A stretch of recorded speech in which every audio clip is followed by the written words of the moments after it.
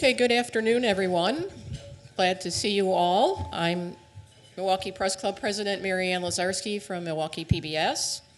I'm happy to be here today with our guest, Craig Gilbert, former Washington Bureau Chief for the Milwaukee Journal Sentinel and current Lubar Fellow at Marquette University Law School. During his 35 years at the Journal Sentinel, Gilbert's reporting and analysis detailed Wisconsin's emerging role as one of the nation's leading battleground states. He's also covered every presidential campaign since 1988. He's also written extensively about competition for the swing states of the industrial Midwest, the region's shifting political map, its increasingly polarized political culture, and the deepening urban-rural divide. His work has been recognized by editor and publisher, the National Press Foundation, the National Headliner Awards, the Columbia Journalism Review, and the Milwaukee Press Club. He has continued to provide the analysis in his work at the Lubar Center since retiring from the Journal Sentinel in 2022. Before we get started, I need to thank some sponsors. Our presenting sponsor is Spectrum News One. Our supporting sponsor is We Energies. I would also like to thank our event partner, WisPolitics.com. WisPolitics.com partners with the Press Club for this luncheon as part of its ongoing event series in Milwaukee, sponsored by UW Milwaukee, Wisconsin Academy of Global Education and Training, 1125 at Pabst, the Medical College of Wisconsin, Commercial Association of Realtors, and Spectrum. Before I introduce our guests, we're going to present Craig Gilbert with this collector's item. It's a Milwaukee Press Club hat. You too could own one of these collector's items, and you can see Joette afterwards to purchase one of these. You know, proceeds go to our endowment, and the endowment is all about the future of journalism and students. So if you purchase a hat, you're helping the future. Is that good? Okay. So now I'd like to welcome our moderator for today's program, Charles Benson. I think he already has a hat. He's a reporter and anchor at TMJ for News and a member of the Milwaukee Press Club Board. So please welcome Craig and Charles.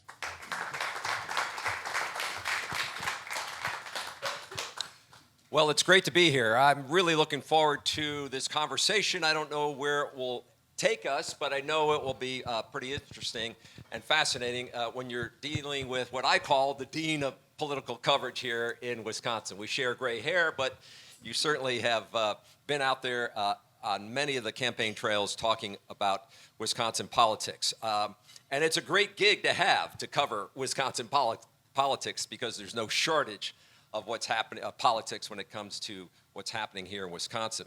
I guess I'd like to start with the headline yesterday that we got from the Marquette poll. And surprise, surprise, battleground Wisconsin deadlocked, at least on the presidential race for what will likely be the current frontrunner, the former President Donald Trump, against the current president, Joe Biden. So give me a sense, what jumped out at you about this poll?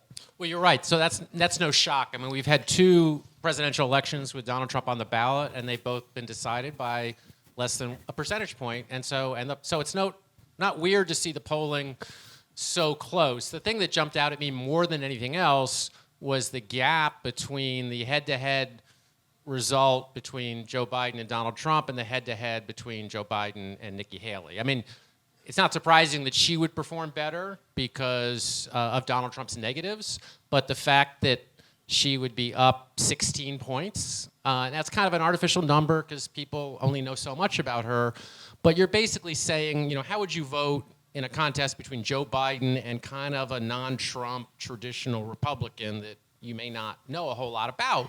So that's kind of telling because, as Charles Franklin, the pollster, pointed out in his analysis, you know, 41 to 57, Biden versus Haley. That's kind of almost identical to Biden's job ratings, which is 41% approve and 58% disapprove. So she's getting basically everybody who disapproves of the job that Joe Biden is doing. She's taking full advantage of his negatives, and Donald Trump isn't. I mean, Donald Trump is not capitalizing on that, and he is at least at this point in time in this snapshot, he is the candidate on paper that Joe Biden has a chance of defeating, despite having really bad numbers for a sitting president. So let's talk a little bit more about that from the potential of what it will mean as we get closer to our primary. You and I have covered a lot of Wisconsin primaries. Some of them have been meaningful between Obama and Clinton, and even if you go back to 2016, we're still in the race here, right? I mean, Ted Cruz comes in and takes Wisconsin. Trump had a lot of the momentum coming in here. But this time around, it really looks different. And I spent some time with Nikki Haley on the campaign trail in Iowa for the Iowa caucus, and she was really hoping there to get some momentum to come out of there, maybe a better second place versus the third that she got. Certainly things look better for her in New Hampshire. And now we're coming up, certainly we've got Nevada coming in here, but a strange system with a primary and then the caucus.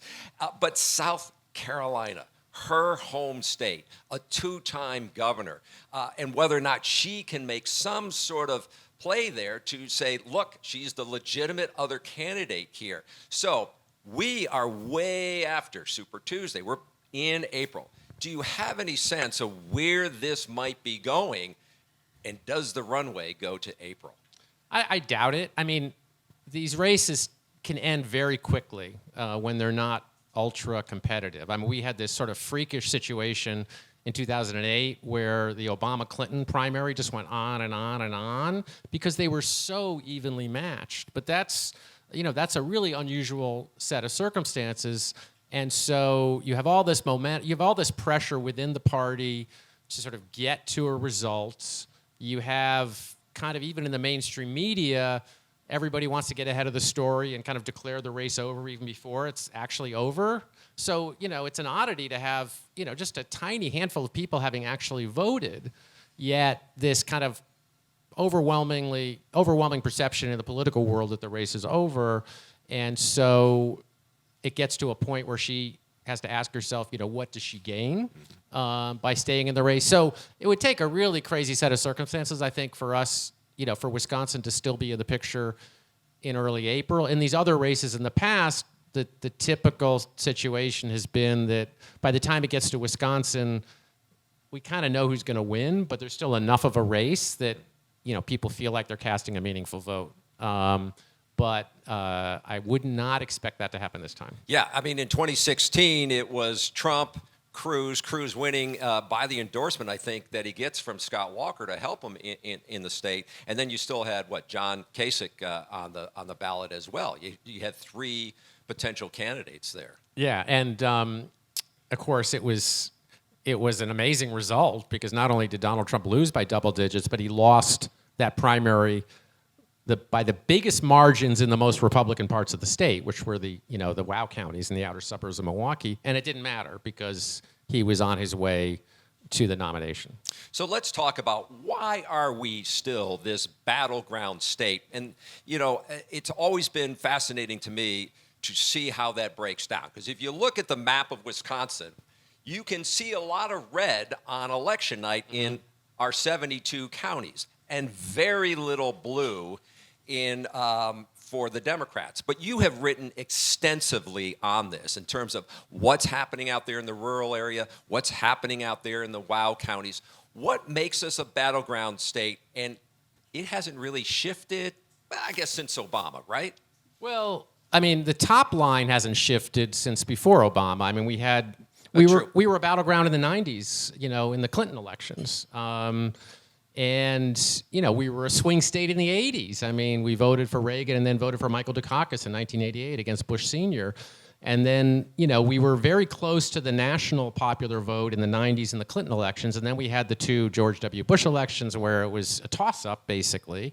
And then we had the exception to the whole history of the state are the two Obama elections, because he was just really popular in Wisconsin.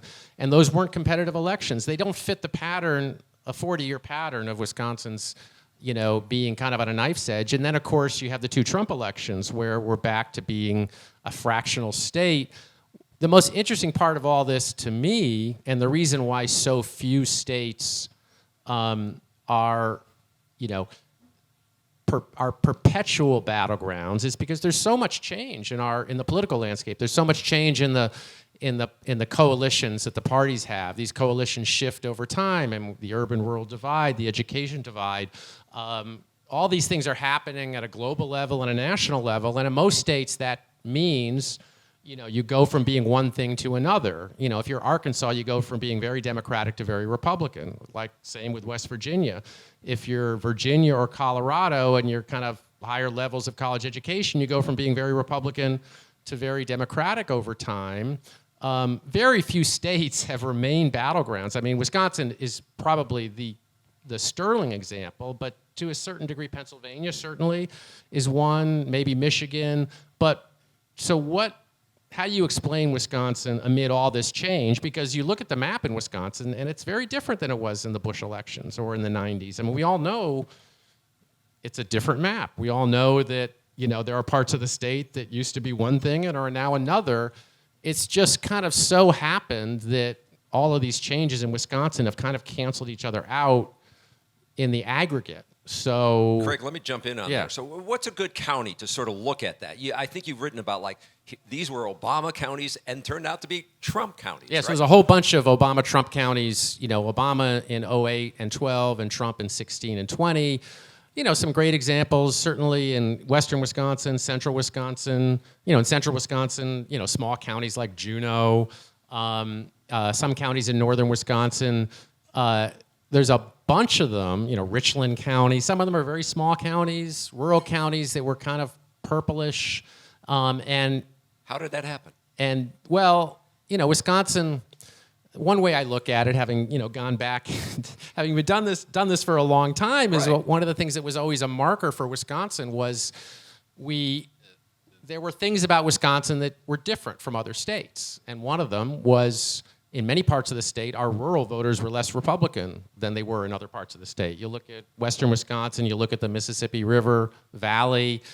Wisconsin was very unusual in a national context. Those places where Democrats were very competitive, rural white counties, and you go to most other states, certainly almost any other state between the coasts, and that wasn't true. On the other side, you look at the suburbs around Milwaukee that were so Republican and getting more Republican cycle after cycle for a long time, while the suburbs around other northern cities like Chicago and Philadelphia were getting less Republican, in recent decades. So those things that made Wisconsin kind of exceptions to the national pattern are now diminished. I mean, we're more nationalized. They haven't disappeared, but they're no longer as true as they were. And so, again, they've kind of canceled each other out to a certain extent. And it's not just the urban-rural shifts, but it's also population growth patterns in the state. I mean, everybody knows, Dane County is the growth part of Wisconsin. So just the fact that it has grown, it was big enough to begin with, it has grown so much, it's so politicized, it's so blue, that single-handedly has kind of offset, probably what's happened in 35 rural counties in Wisconsin or more. So let me talk about that, because that's really interesting. Because if you look at, and I figure we got all political junkies here, so we're going to get in the weeds, all right? That's really interesting to me, because in the state Supreme Court race, the most recent, I believe there were more votes out of Dane County than we saw in Milwaukee County. I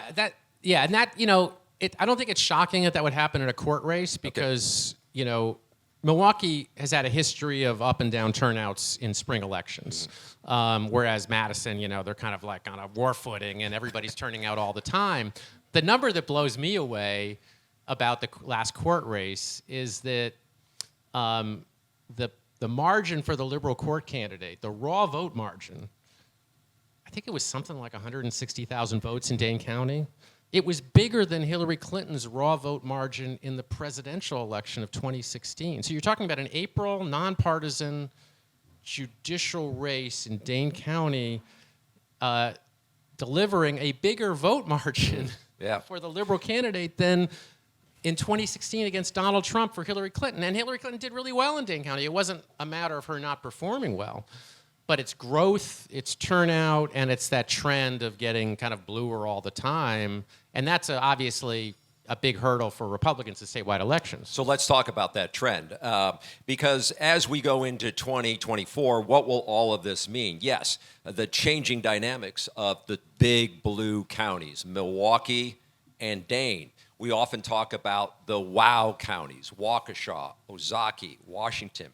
Now, before a big statewide election, my call around the state to the consultants was, where do you need to win? Mm-hmm. What counties? And then they always talk about the margins, right? You may not win the county, but you needed to hit a certain margin.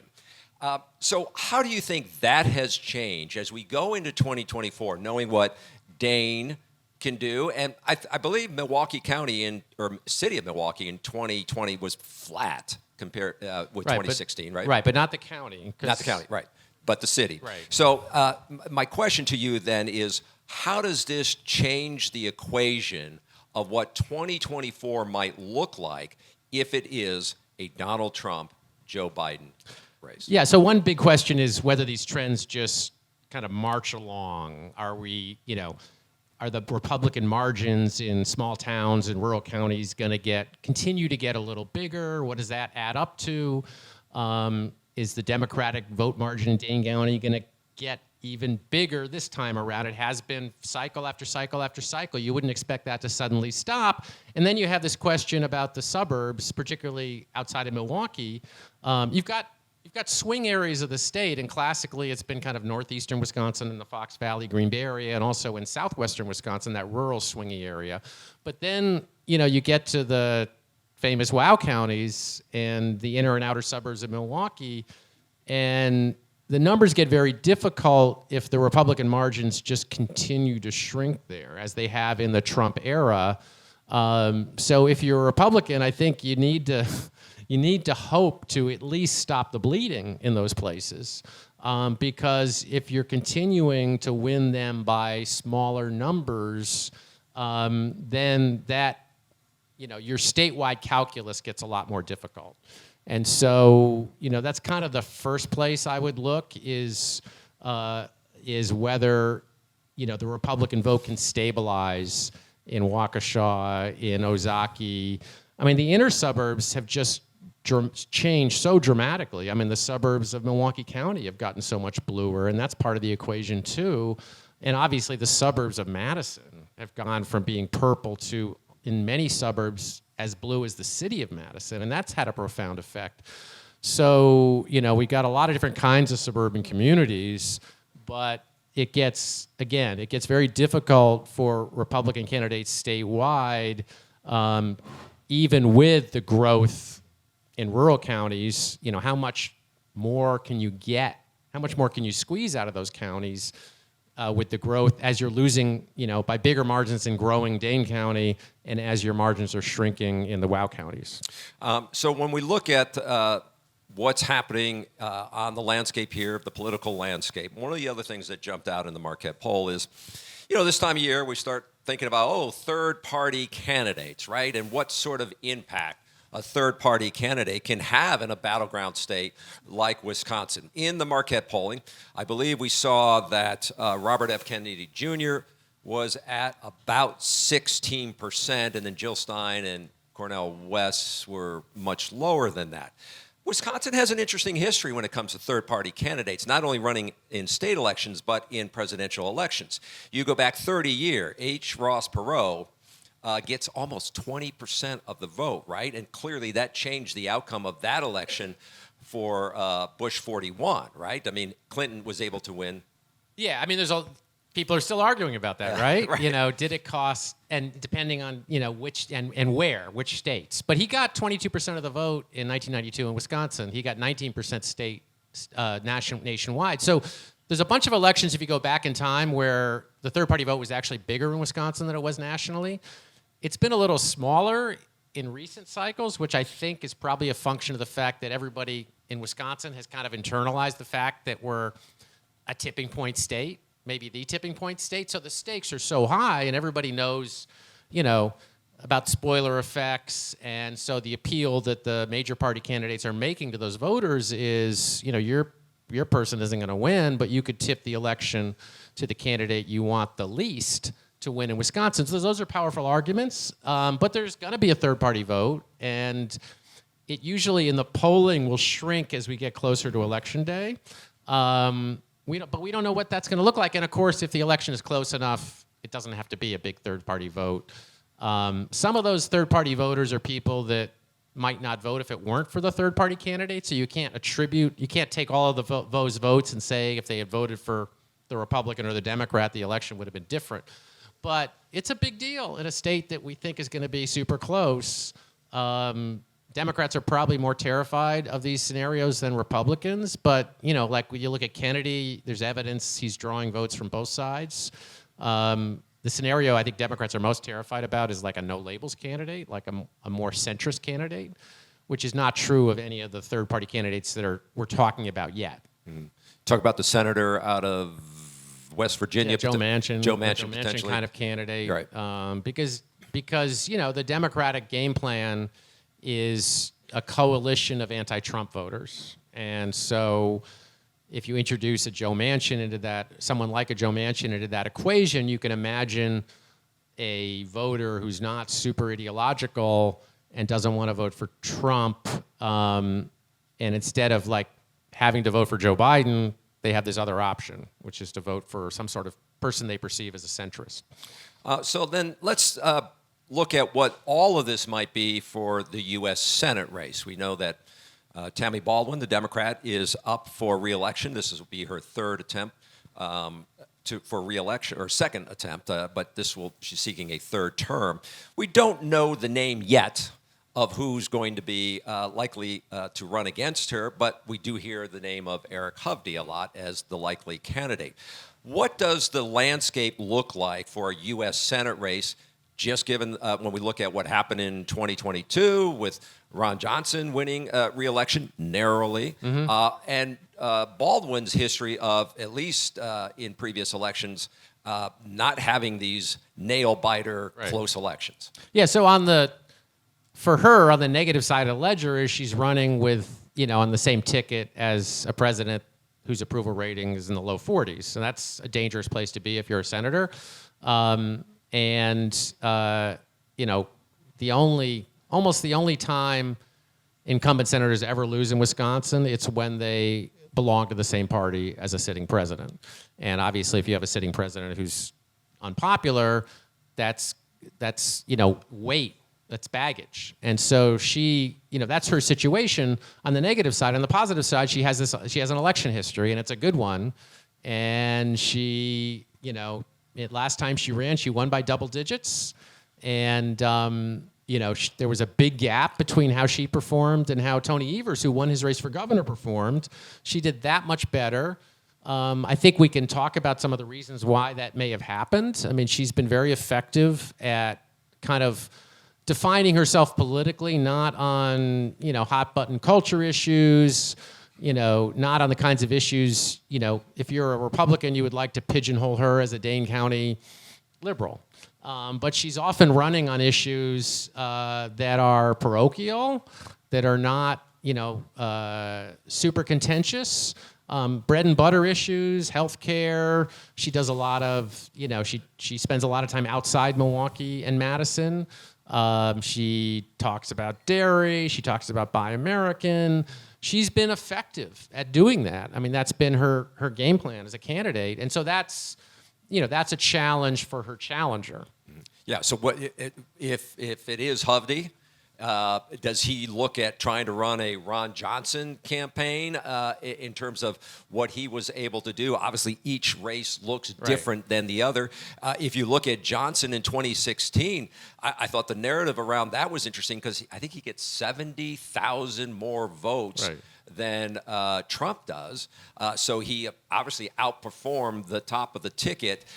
In 2012, when Tammy wins her first election, she's riding sort of the Obama coattails, as well. And then in 2018, it's not a presidential election. So what does the lane look like for potentially Eric Hovde?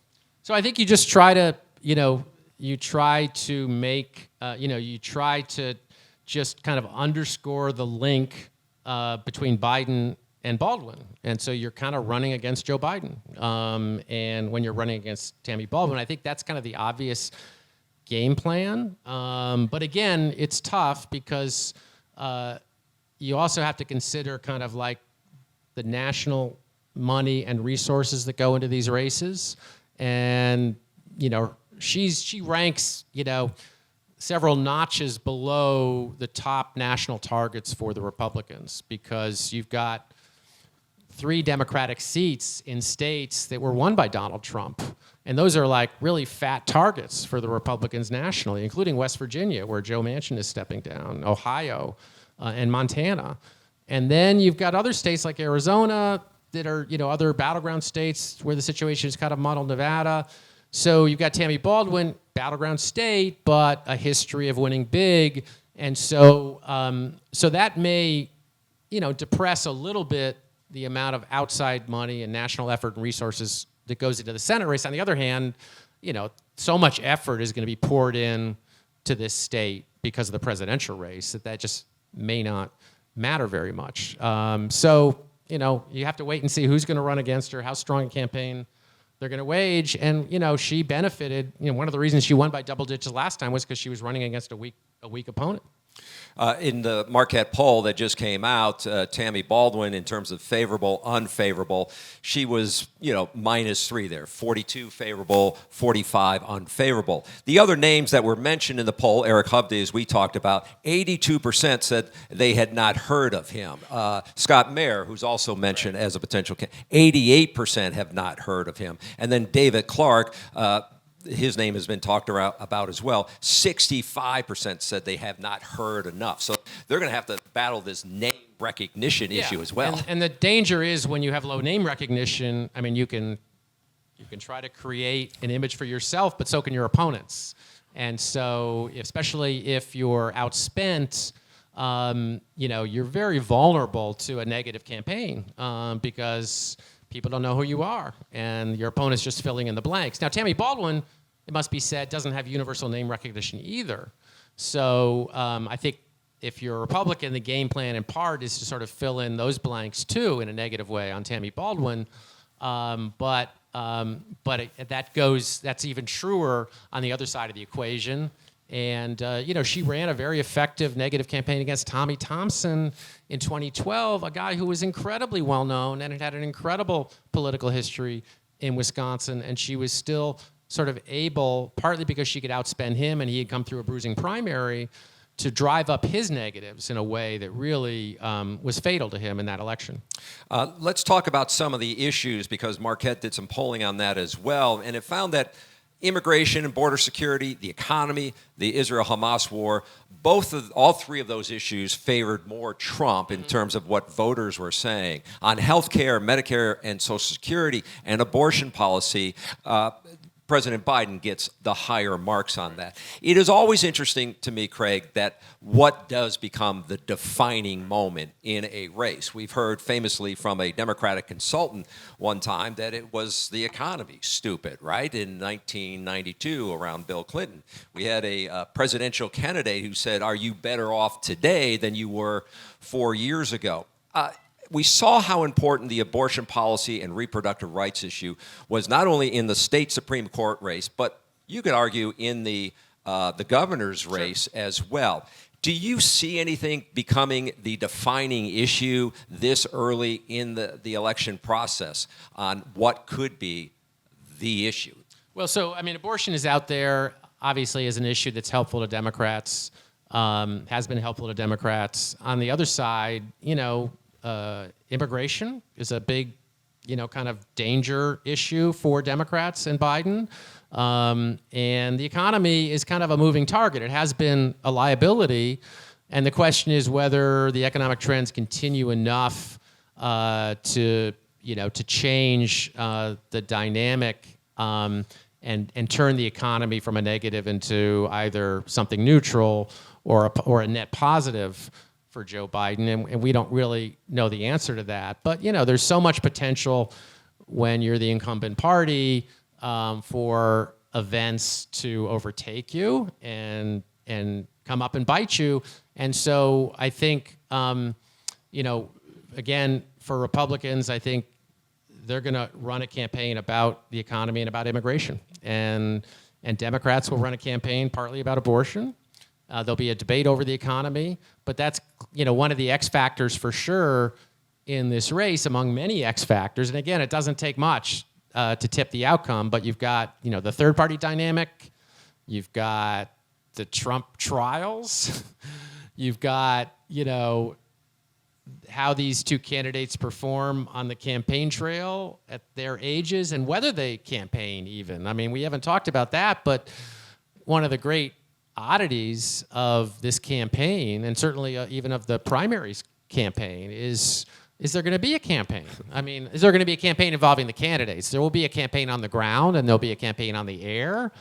But you could argue that both Biden and Trump are better off campaigning less personally rather than campaigning more. It's interesting you say that because we even, in watching the Iowa caucuses, right? I mean, you had Governor DeSantis talking about how he did 99 counties, and you have Nikki Haley, they had to spend a lot more time on the ground. They had to spend far more resources, and Donald Trump would come into town, hold a big rally, and that would be the end of the day, right? He could do it a lot differently this time around than what he did in 2016 and 2020. But when you look at that let's talk about who has potentially a home field advantage in 2024 when you look at the location of the Republican National Convention as well as the the Democratic National Convention in Chicago. You and I have been to a lot of conventions. They are enormously big events for party activists who come in and want to get all fired up to go back home for their particular candidate. Milwaukee is going to be home to the Republican Party for a week. What does that do, and does it have an impact at all on this race? So I think in terms of just kind of like the general vibe and atmosphere and what voters sort of take away from all this, I think it's pretty marginal. I mean, one concrete effect it can have is, the parties will use organizing around the convention as a tool for organizing for the fall. And so it can be helpful in that respect. They mobilize people in the state around the convention. It's kind of a warm-up, and it also is a head start in some ways on all the, the whole ground game that goes into the fall election. But, when you have a state like Wisconsin that's been at ground zero, election cycle after election cycle, it's hard to kind of gain a meaningful advantage in the way we think about that, or get a leg up by virtue of coming in here and doing a convention when the state's under a microscope. It's the level of just sort of television advertising, which is insane when you consider the diminishing effectiveness of television advertising. But the amount of money that it will be spent on television chasing very few persuadable television watchers, and then the effort that will go into every other form of campaigning and mobilization and turnout. And we haven't talked too much about turnout, but obviously, it's a truism that it's all about who turns out. But there's some interesting cross currents on the turnout equation where, like in this last poll that Marquette did,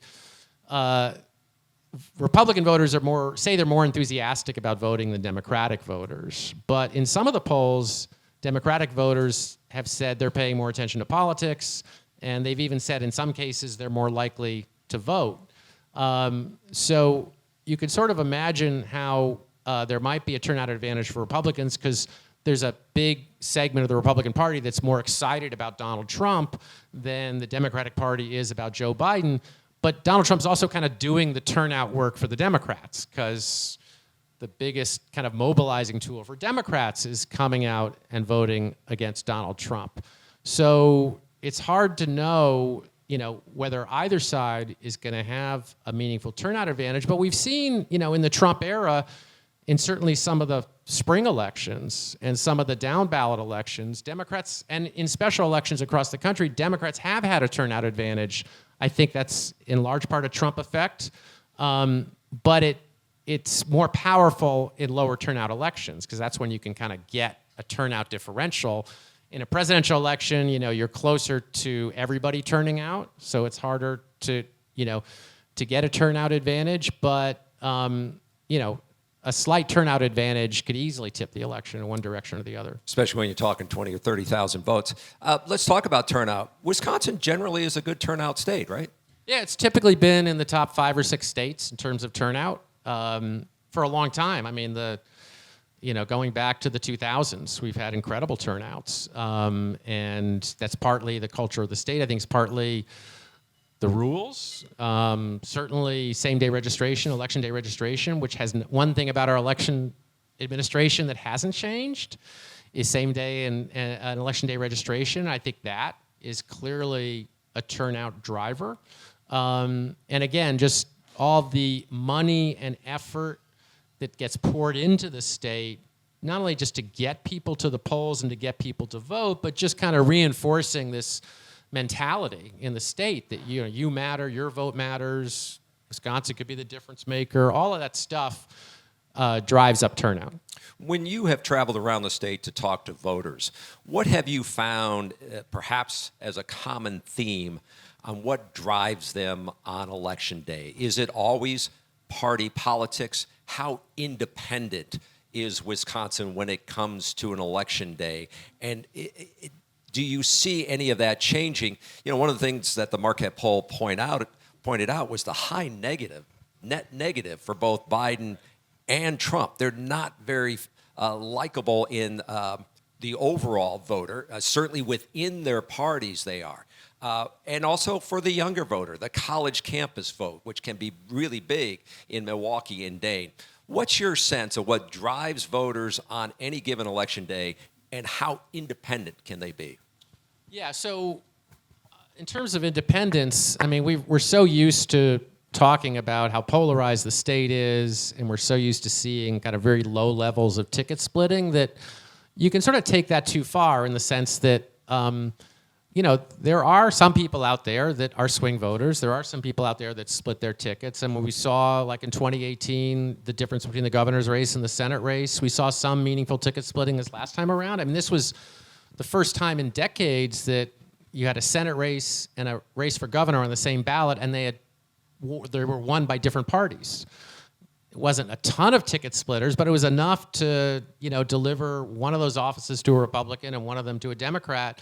So you can sort of lose sight of the fact that there are still voters out there that are not wedded to one party or the other, and that will split their tickets. And so that can matter in both directions. I mean, you could, if Tammy Baldwin ends up like winning by a lot, that's probably helpful to Joe Biden. If Joe Biden ends up doing really badly, that's going to drag down Tammy Baldwin's numbers. But these voters do exist, and so you have to sort of I have to keep reminding myself that it's not just 50-50, one thing or the other.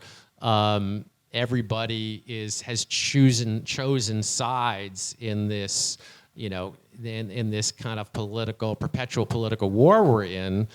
And especially in a presidential election where now you're talking about not just the hardcore people that are really interested in politics and are really committed, but you're talking about more casual voters. And so those casual voters, don't follow politics as closely. And those are the people that are really capable of splitting their tickets. And so, that is an important part of the equation this time around, too. We're going to get to some of your questions as well. So if you got some, start thinking about them, and we'll see if we can get some of those in. As you look ahead, we're 9 months away from the election. We've got 2 conventions to go through. We're going to be bombarded with those TV ads that you talked about, but we're also going to see them pop up on our Facebook feed and through all this social media, where people will just be overwhelmed by what's coming their way. But given your years of covering Wisconsin politics, what will you watch for? What will be the telltale signs that say, this race is going to look like this as you watch everything unfold? Well, I mean, I start out with the expectation that we've had, again, like I said before, we've had 4 of our last 6 presidential elections have been decided by less than a percentage point, which is not true anywhere else in America. And so in some ways, that history tells you more than a poll tells you, because the polls are going to bounce around. Now, the polls are close too, but not every poll is going to be 50-50. They're going to be polls. You're going to see polls where Trump is up by 5 points. You may see polls where Biden is up by 5 points. But again, we've not only had a 20, 30-year history of close elections, but we've had 2 elections with Donald Trump on the ballot that were jump ball elections. So I think that's pretty powerful. So I start out with the expectation, the baseline, that this is going to be a really close election. And so that means, like we've been talking about, that a lot of things can make a difference. And so you just sort of you have to look in every direction for possible difference makers. And some of those are the mechanics of the campaign, which are really hard to kind of see from the outside. But some of them are external events. Again, the polling will tell you some things, but when you think about all the crazy things that have happened, in the last 7 or 8 years, and all the things that could happen between now and Election Day, whether it's a third-party candidate getting in, whether it's a conviction in a trial, whether it's a health setback for one of our 75-plus-year-old, contenders, whether it's, a war or an old war or a new war, whether it's the border blowing up more. We've been through a lot of, there are unforeseeable events out there on the horizon, and those absolutely could make a difference. But again, I would just go back to my default would be, this is our history. This is the history of these candidates. And so everybody should just look at this election like, every vote matters. I know I've been asking the questions. Is there anything that you were hoping to talk about? Or that's pretty good. Okay. So I'll open it up here to see. We got some time here for questions. So I guess you have one, Carl.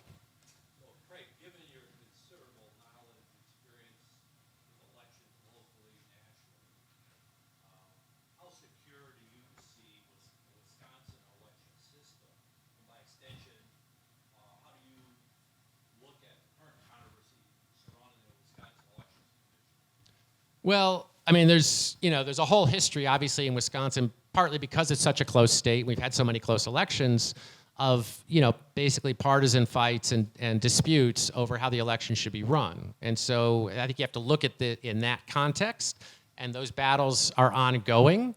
I personally have a lot of faith in the election system in Wisconsin for a variety of reasons. I think it's held up to scrutiny. I think the fact that we've been through kind of the wars, the election wars, I think is another plus in a sense, even though it's created, a lot of controversy. It's left, created in the eyes of some, distrust or skepticism. When you have elections, the ultimate example, of course, was Florida in 2000. When you have elections that are decided by a handful of votes, it's very easy for one side to persuade themselves that they were cheated or that, something happened that shouldn't have happened. But when you think about, our history of close elections, I think that means that our system in some ways is hardened. And the fact that Wisconsin, I think, is one of maybe the only state other than Michigan where elections are truly administered at the local level and not just at the county level, which means you're talking about 1,500 election clerks instead of 72 election clerks. That means a lot of different things can happen at the local level, but it also means that it's very hard to game that system because it is truly decentralized. And that should give people kind of faith, I think, in the election system. Now, there are always things that could be done to sort of improve the perception of elections, whether it's, how absentee ballots are reported and the timing of that. But the other fail-safe is that, once an election happens, it's impossible not to see the anomalies. If there were a glitch or if there were an effort to manipulate the numbers, it's pretty impossible to do it in a way that would not be detectable afterwards because all the data's out there. it's going to be studied by 1 million people, and if you go down to I remember one time doing an analysis at the precinct level of the election shifts from like 2012 to 2016 or 2008 to 2012, and you see the anomalies. You see the places, the little towns where there's a vote shift that makes no sense because of their history. And I remember calling up a county clerk or a city clerk in one of these little towns, and I couldn't understand why the vote had changed so much. And the explanation was that there was a small Christian college in that community that shut down. And it was small enough that actually had an effect, a big effect. But there was an explanation. So again, it's very difficult to really game the system and rig the system in that sense. And don't you think 2022 sort of reinforced that the system is working? You had a very close Senate race, a Republican one, exactly. And you had a fairly close Democratic race and the Democrat one. Yeah, I mean, this is where we are in Wisconsin. I mean, it's not a shock. And even in 2016, I mean, the craziest thing that happened from when you look at political trends was the shift in the rural areas. I mean, that was like unprecedented. And so if you wanted to kind of, wonder about, something that happened that wasn't expected, that was the thing that happened that wasn't expected. But, in 2020, when there were complaints and suspicion about the vote in the city of Milwaukee because of the late absentee ballots that were reported, well, the vote in the city of Milwaukee was almost identical to the vote in the city of Milwaukee in 2016. Yep. And the Democratic margins were much lower, considerably lower in 2020 and 2016 than they were in 2012. So it made no sense.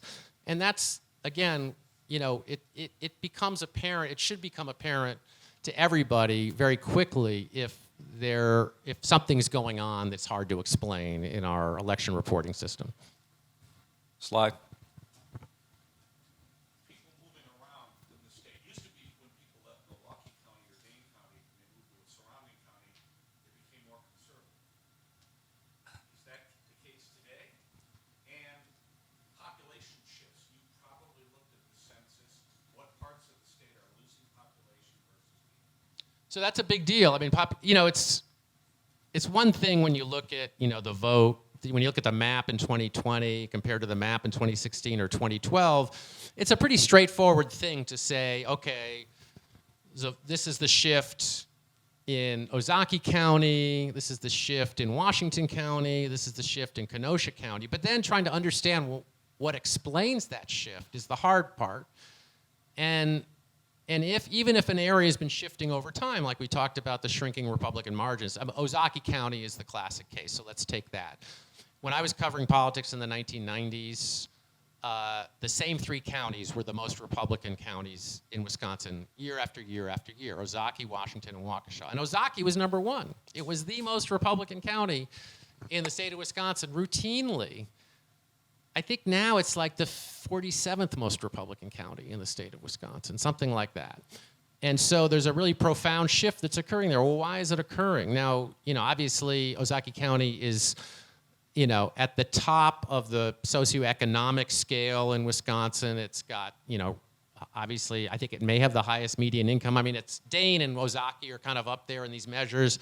High median income, high level of college education. And we know, not just in Wisconsin and not just nationally, but globally, these are real trends that are happening around college education and other things. And so that sort of tells you, it makes sense that this is what's happening in Ozaukee County, but you also don't know exactly how much of it is the same Ozaukee County voter who voted for Mitt Romney in 2012, now voting for Joe Biden in 2020, or is it somebody that moved from the east side of Milwaukee or Shorewood to Cedarburg and just brought their politics with them? So it's much harder to kind of disentangle that.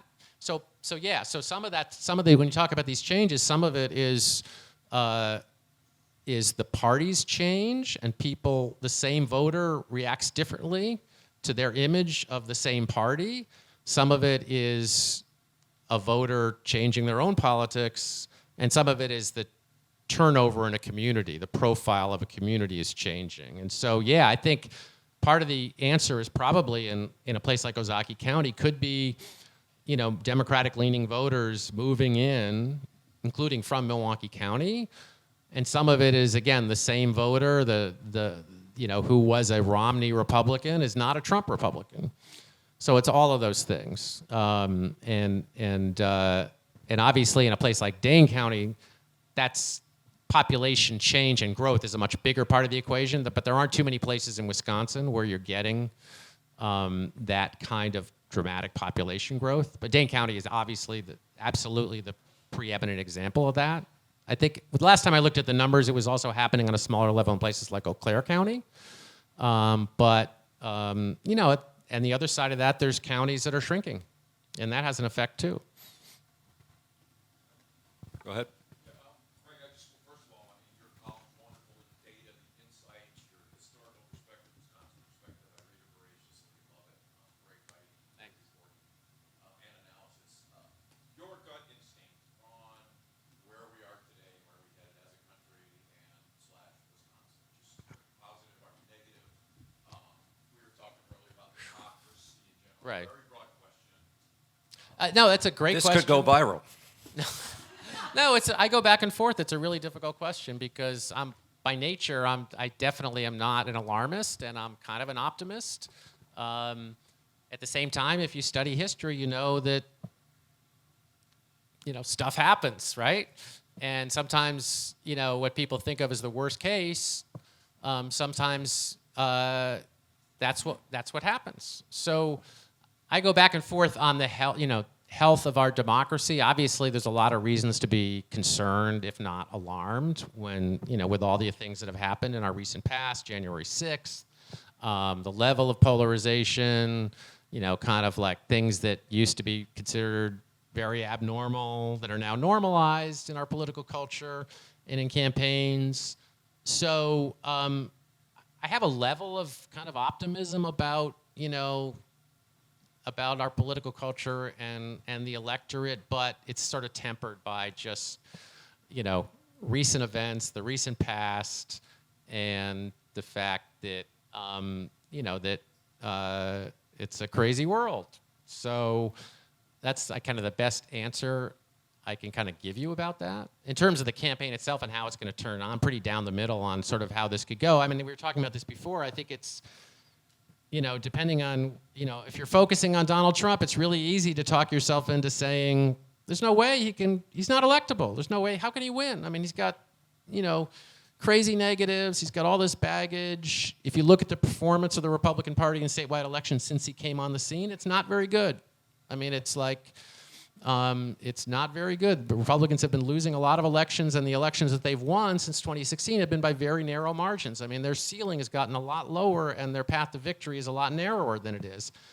Then you turn over to Joe Biden. It's not good if you're a Democrat to have a president who's got a 41% popularity rating and who has this issue that he can't do anything about, which is his age, which is a real issue in which which is a big negative for a lot of people. And then you have, however people are feeling about the world, about the economy, about the border. So it's easy to talk yourself into the proposition that, how can Joe Biden possibly get reelected under these circumstances? But then if they are, if those are the candidates, somebody's got to win. So somebody's electable. So it's everything we know about our history and everything we know about this election cycle, it's really crazy to try to make a prediction about how this is going to turn out.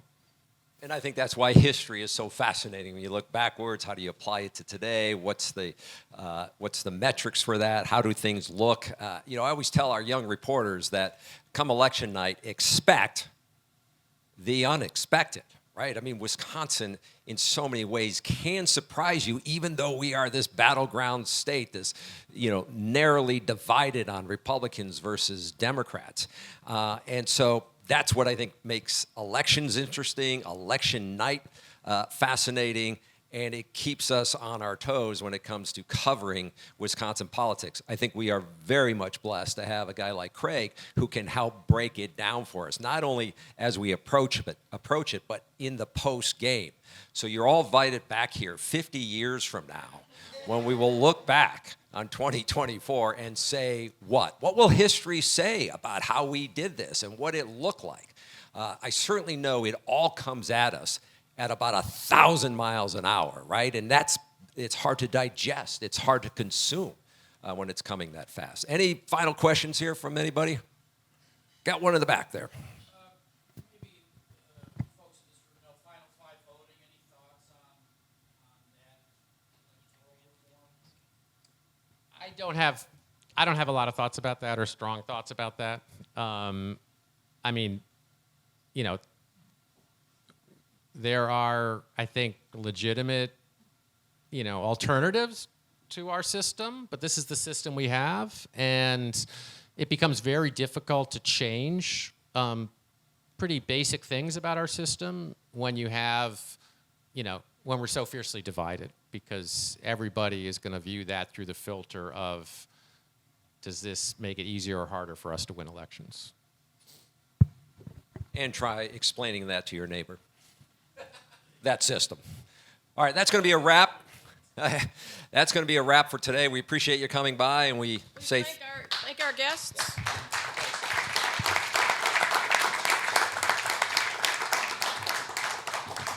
Just a couple of quick things. Thanks again to our event sponsors and the Newsroom Pub and Safe House for being the hosting sponsor of this event.